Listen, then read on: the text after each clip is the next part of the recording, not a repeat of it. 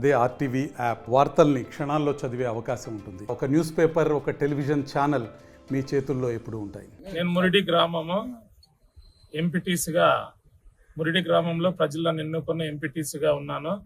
నిన్న మేము ఇంతకుముందు రైతులు ఇట్లుందని చెప్పి స్పందనలో ఇంతమంది రైతులు ప్రాబ్లం ఉందని ఓ లెటర్ ఇచ్చినాము.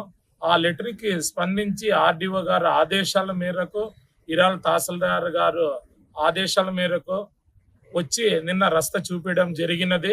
ఆ రస్తాలో ఉండే రైతులకి దీంట్లో నడుచుకుంటూ పోండని ఎంఆర్ఓ గారు ఆదేశిస్తే దాంట్లో పోయినారు.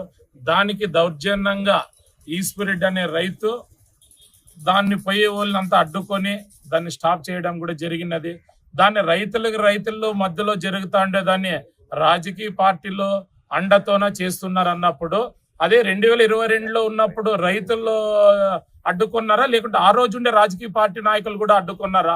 ఈ రోజు అయితే రాజకీయం అడ్డుకున్నారని ఒక మాజీ ఎమ్మెల్యే గారు, ఆయన పదవికి మనం మాట్లాడే స్థాయి కాకుండా కూడా ఆయనకోటి మేము చెప్పే స్థాయి కాదు, అయినా కూడా వచ్చి మురిడిలోకి వచ్చేసి ఆ రస్తాలో ఈశ్వరెడ్డిది ఎంత పోతుంది, అదే 19 సర్వే నంబర్లోన జైరెడ్డి, హనుమంతరెడ్డి అనే రైతు ఉన్నారు ఇద్దరు. ఆ ఇద్దరు రైతులు కూడా వాళ్ళ దాంట్లో ఫస్ట్ జైరెడ్డి అనే రైతు సగం ఉంది, తర్వాత హనుమంతరెడ్డి సగం ఉంది. ఈశ్వరెడ్డి దాంట్లో పోయేది 100 మీటర్లు పోతుంది. ఆ 100 మీటర్లు దానికోసం ఇంతమంది రైతులు ఇబ్బంది పెట్టడం మంచిది కాదది.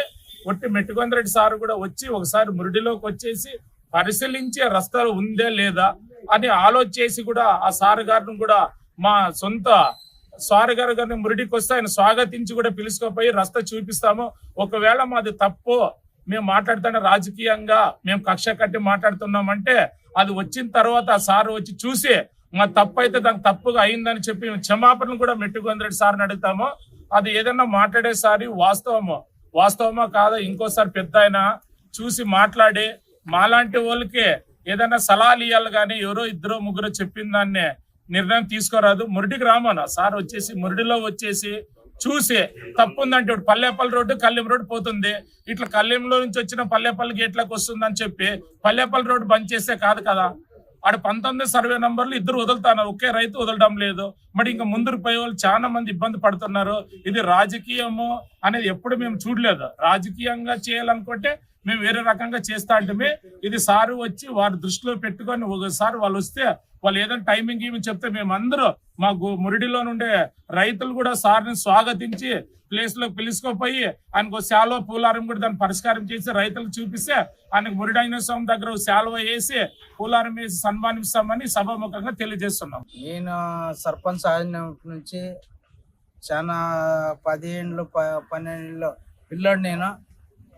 అప్పటికి ఆ రోజుల నుంచి నేను ఆ దావ పోయింది చక్కగా ఈశ్వరెడ్డి చేనులన పోయింది, దావ పోయింది నాకు తెలుసు. మా గ్రామస్తులు కూడా చెప్తారు. నేను ఒక్కడే కాదు, ఒక న్యాయం జరగాలంటే అక్కడే ముందు కూడా కనీసం అంటే 106 మంది రైతులు ఉండరు ముందరికి. కానీ న్యాయం ఉండాలి అంటే నేను గ్రామ సర్పంచ్ న్యాయం చేయాలనుకనే నేను ముందరికి వెళ్తే ఆ రోజుకి వైఎస్ఆర్ పార్టీలన వాళ్ళు ఏదో రికమెండ్ మీద అడ్డేసి చాలా జోర్జనంగా అన్యాయంగా అక్రమంగా చేసినారు. అప్పుడు కూడా నేను అట్లా కాదు ఇట్లా కాదు, నేను న్యాయంగా ఇదే దావా అప్పుడు కూడా అంటే నేను ఆ రోజు చెప్తే నాది ధిక్కారం చేసి వైఎస్ఆర్ సర్పంచ్ నేను ఎస్సీ సర్పంచ్, నేను ఎస్సీ వాందేను మాది నా కొడుకుది, వాందేం జరగాలంటే నాకు ధిక్కారం చేసినన్ని వాళ్ళు చాలా అన్యాయంగా చేసినారు. ఈ రోజు కూడా నేను న్యాయంగా మాట్లాడతాను. మా ఊరు గ్రామ ప్రజలు కూడా ఇక్కడే పోతుంది. 100 ఏళ్ళ ముందర మేము కూడా పుట్టలేదు. అప్పటి నుంచి ఇదే దావా ఇట్లా చక్కగా పోతుండే 100 మంది కనీసం 70-80 మంది 100 మంది వరకు రైతులు చాలా మంది బీళ్ళు పడినవి, పంటలు కూడా పెట్టలేదు, చాలా ఇబ్బంది కలిగించినారు. ఈ రోజు మెట్టేకొందిరెడ్డి కూడా వైఎస్ఆర్ ఒక ఎమ్మెల్యే మాజీ ఎమ్మెల్యే కూడా వచ్చి చూసి దాని న్యాయం నువ్వు కళ్ళు తను చూసి ఇది కరెక్టా లేదా తప్ప అనేది నువ్వు కూడా ఒక న్యాయంగా మాట్లాడాను. నేను కూడా న్యాయంగా మాట్లాడతాను. వైఎస్ఆర్ సర్పంచ్ గారు నేను మాట్లాడేది ఇక ఎలాంటి ఆని ఈశ్వరెడ్డిని దావన్ గురించి మా వైఎస్ఆర్ పార్టీ ముళ్ళిన కనీసం అంటే 200-300 మెజార్టీ కొట్టే వైఎస్ఆర్ పార్టీ మా ఓటు బ్యాంకు ముందర ఉండదు. కానీ ఆ ఈశ్వరెడ్డి ధోరణ అంత మొత్తం టీడీపీకి జంప్ అయినారు. ఎలా అంటే అన్యాయంగా అక్రమంగా విడిచేదానికి అన్నిన దానికి చాలా జోర్జనం చేసిన దానికి ఈరోజు మా వైఎస్ఆర్ పార్టీ చాలా డ్యామేజ్ అయ్యింది. ఆయన గురించి డ్యామేజ్ అయిందంటే నేను తెలియజేస్తున్నాను ఈరోజు. కానీ ప్రజలకి అన్యాయం చేయకూడదు. ఓ గ్రామ పెద్దలంటే న్యాయం చేసకపోతే మా మీద బిదులు చేస్తాడు.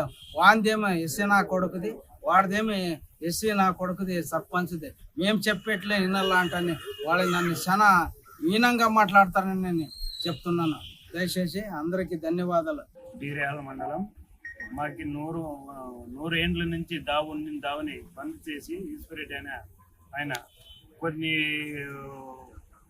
500 ఎకరాలకు దావు లేకున్నట్టు ఇబ్బంది పెట్టి చాలా బీడులు పడినాయి సార్, చెట్లు పెరిగిపోయినాయి. ఎంఆర్ఓ అందరూ కలిసి మాకు న్యాయం కోరుతున్నాము. నా దాంట్లో లేదని బంద్ చేసినారు సార్. 100 ఏండ్ల నుంచి దావునే బంద్ చేసినారు సార్. ఇప్పుడు 4 సంవత్సరాలు అవుతుంది సార్. 2022లో బంద్ చేశాడు ఆయన. అప్పటి నుంచి బీడులు పడినాయి సార్. 50 మంది రైతులంతా చాలా ఇబ్బందిగా పడుతున్నాము.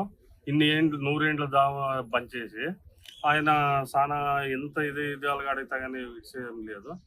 ఇంతకుముందు వైసీపీ ప్రభుత్వంలో అంతా దౌర్జన్యంగా వాళ్ళు అంతా బంద్ చేసినారు.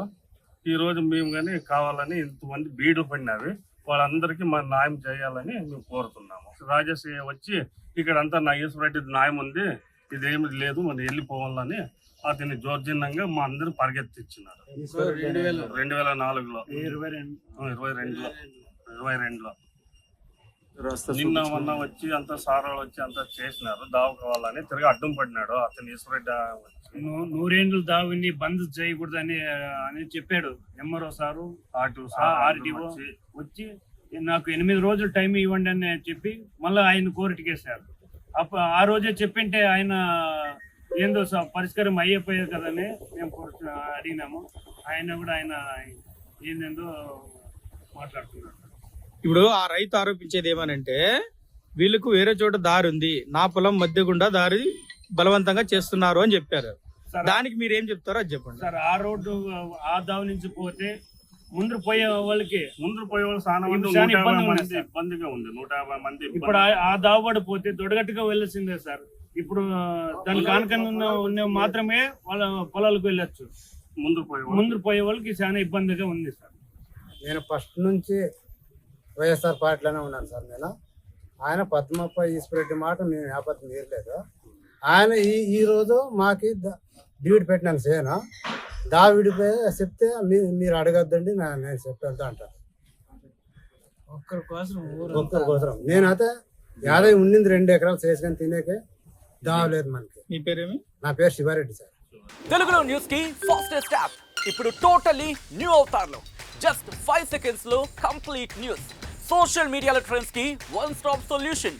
Live TV app voice search option తో ఇప్పుడే డౌన్లోడ్ చేయండి లేదా అప్డేట్ అయిపోండి. యాప్ లింక్ డిస్క్రిప్షన్ లో ఉంది.